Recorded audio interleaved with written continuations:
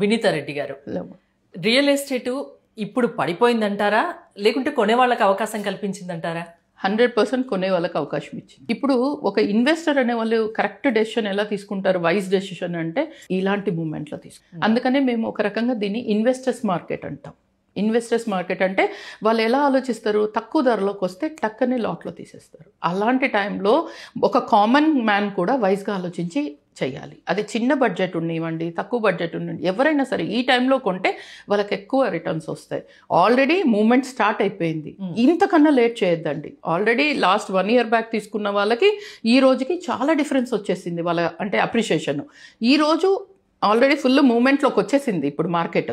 ఈ టైంలో కూడా చేసుకోకుండా పూర్తి డెవలప్ అయిన తర్వాత తీసుకొని అయ్యో నాకు ఎక్కువ పెరగలేదు అనుకునే దానికన్నా this is the right time to invest. మంచి మూమెంట్ ఉంది, మంచి మార్కెట్ ఉంది, and people have to take a decision immediately. ఇప్పుడు డబ్బు ఉంటే ఇప్పుడే తీసేసుకోండి. ఇంకా మనం ఈ రోజు కూడా కళ్ళు తెరిచి చేసుకోకపోతే మన ఫ్యామిలీకి, మన పిల్లల భవిష్యత్తుకి మనమే ప్రాబ్లం చేసిన వాళ్ళం.